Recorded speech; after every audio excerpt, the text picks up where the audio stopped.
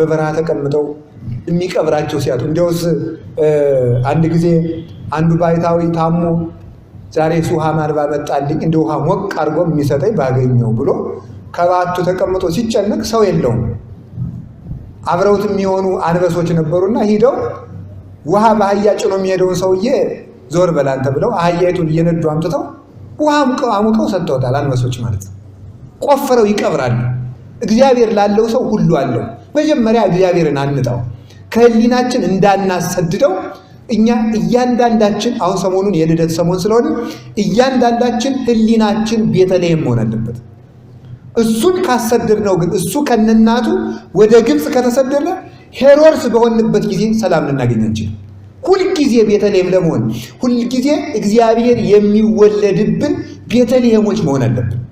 ከህሊናችን እንዳይጠፋ ዘወትር በዓላት በመጡ ቁጥር አጽዋማት በመጡ ቁጥር ለእግዚአብሔር የሚሆን ቤት ማዘጋጀት አለብን። ህሊናችን ማለት ነው።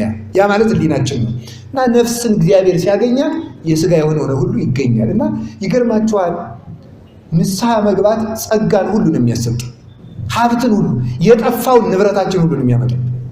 ትዝ ይላችኋል አይደለም? ስትማሩ እንዳወቃችሁት አሁን በፊት በተማራችሁት ሰሞን እንደሰማችሁ ናቡከደነጾር ንጉሱ እግዚአብሔርን በደል አይደለም? ሲበድል እግዚአብሔር ምንድን ነው ያደረገው? ትዕቢተኛ ቢሆን እግዚአብሔር ምን አለ? አውሬ ያደረገው አይደለም? አውሬ ሲያደርገው የገዛ ወታደሮቹ በእንጨት እያሉ እያባረሩ የምኒቱ ቀበሮ ናት ብለው አስወጥተው ሰደዱት። በበረሃ ጠል እያረሰረሰው ሳር እየጋጠ ከእንስሳት ከአራዊቱ ጋር በደንብ ኖረ እና እንደውም እግዚአብሔር ደግሞ ቸር ነው፣ ግዛኑን ሳይነሳ የአራዊት አለቃ አደረገው። ደግሞ እዚያ ግን ተመልከቱ፣ እንደዚያ ሲል ግን የአራዊት አለቃ ሲያደርገው ደግሞ ትዕቢት ተነሳበት። እንዴ የኔ ጓደኞች ነገስታት ሰው ነበር የሚገዙት፣ ደግሞ እኔ እንስሳ ገዛው እኮ፣ እኔማ እውነትም ወይ የዚህ ዓለም ፈጣሪ ብሆን ነው ወይስ ብሎ ታበየ።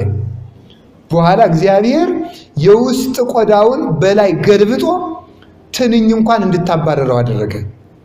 ያን ጊዜ እሱ ተሰማ።